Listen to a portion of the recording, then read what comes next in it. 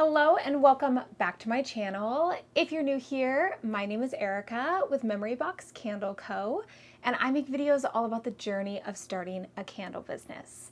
In today's video, we are going to be talking all about seller's permits. So if you're just getting into candle making or the candle business space and you're looking into starting a business for yourself, you may have heard other people talk about seller's permits and wondered what exactly that is. Do you need one? All that kind of stuff. So basically in today's video, I am just going to be sharing my personal experience.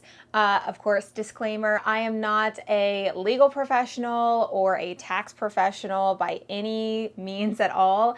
I am just going to be sharing my personal experience living in California, having a candle business, and how I got my seller's permit and what exactly it's used for in my business. Hi, it's me, just interrupting this video real fast just to let you know that I do offer a handmade business planner for any business owner that is looking to get organized. I have a digital planner template that you're able to use to help with organization, planning, and structure within your weekly routine. I know how overwhelming it can be, and this has really helped me. So if you're looking for something like this, go ahead and click on the first link in the description box below. So I ended up getting my seller's permit back in, I believe it was late 2019 or early 2020, because I knew that I wanted to do vendor events, but of course had to push that out a little bit past early 2020 for obvious reasons. But I went onto the California government website, was able to get one for free on there. And I think that it was slightly difficult. I remember in the very beginning, there were a lot of obstacles I had to go through in order to figure out everything. So make sure you take advantage of any customer service number that's there. It will help you out so much more. But with this seller's permit, what I've learned about it is that it's kind of come into play in my business in a few different ways.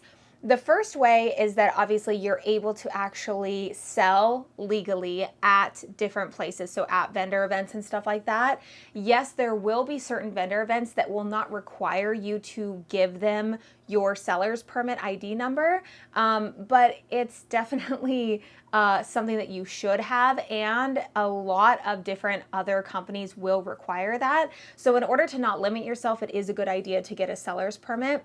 It's also required because you have to remit sales tax that you collect in your state to your state.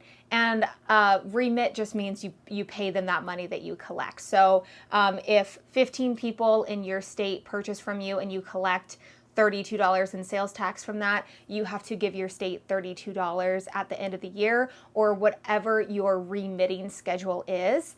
And again, I actually have given over all this information to my CPA. I tried to remit my own sales tax one time. It took me 2 hours. I hated it. It was confusing, and I don't know, maybe it was just the way that I was doing it. It could be easier for you in your state. I'd rather pay my CPA to do it. She has all of my login information. I just tell her this is how much sales tax I owe. She's able to check on my remitting sales tax schedule. So just in case the state of California changes it to where, let's say, instead of yearly, it becomes bi-yearly or something like that, and I have to do it every 6 months, which I would prefer instead of having to save up and keep this amount in my savings account, but it is what it is. So that is one way that it definitely affects you. So having to remit that sales tax, doing vendor events, and also when you are purchasing supplies from different suppliers, your seller's permit is actually going to make it to where you can purchase your items. So for instance, by the way, you can see all of the fragrance oil behind me. I have candles everywhere. So for instance, jars, wicks, wax, everything like that that you get from suppliers that you're going to use in your end finished good that you then resell those items as your product, and you get money from it, and you can collect sales tax from your customers that are within your state. That is the amount that you are collecting in sales tax.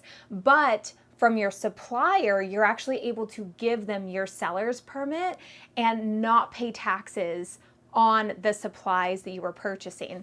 And the reason behind that is because you are going to be collecting that sales tax from the end consumer. So you can think about yourself as kind of like the middle person. So you have your supplier here who is selling you the supplies to make the product. You aren't paying taxes, you're making the product and then selling it to the end customer, and then you're collecting sales tax from the end customer within your state when you're getting sales within your state, and then, you know, giving it back to your state. So those are the three main areas that I have noticed that it's impacted my business, and why seller's permits or having a seller's permit is necessary for me and my business. Again, I believe this is something that everybody should have, but I don't know all of the qualifications or all of the legalities in terms of this. If you live at, of course, different places in the country, I don't know how sales tax collection works. I know there's some states that don't have sales tax or income tax, or I don't know, some kind of, I'm in California, so I don't understand that. I'm like, everything is taxed like crazy over here, so I'm not used to having to deal with no tax or anything like that. So what I would recommend is get with a CPA, ask them questions about seller's permits. It's also called a resale license, I believe, in certain places. But for here, it's primarily called a seller's permit. And just ask them questions about it, see if they can help you get one, and then see if they can help you get registered so that you can have a schedule of when to remit that sales tax. And if you have not seen my video yet where I talk about sales tax at vendor events and how I collect it, I will leave that linked above. And then when I'm selling online, for instance on Shopify, Shopify will collect sales tax from people within my state, and it's really easy. I just go to a reports page and it will have all that information listed out for me. So I just basically add that amount to the amount that I collect from vendor events, add it together, give it to my CPA, and she's able to, you know, put in that payment basically for me to give that money back to the state of California. But I hope that this cleared some things up and gave you maybe a step forward on where to start, especially if you're getting started in your business and you're wondering, you know, all this kind of legal stuff that can be really confusing. I would also recommend to talk to somebody in your area, a legal professional, about business licenses. I personally had kind of a hard time Googling that and figuring out if I actually needed one or not. I think that if you are on the fence of do I need this or not, it's probably best to get it and not need it than need it and not get it kind of thing. So I did end up getting a business license, seller's permit, I have business insurance, all that kind of stuff. I also incorporated my business, so, you know, there's that whole stuff going on too. But this video is just about seller's permits. So I hope that this video was interesting, informative, all that kind of stuff, and that it helped you out with the reasons on why you should get a seller's permit or may need one, or the benefits and kind of what it's used for. If you enjoyed today's video, make sure to leave it a big thumbs up, as well as subscribe to the channel if you haven't already. Also, don't forget to follow me over on Instagram at Memory Box Candle Co. And I will see you in my next video. Okay. Sorry, I feel like I'm way more out of breath now. Also, real fast, for anybody that is still watching, I hit 6 months. Oh my gosh.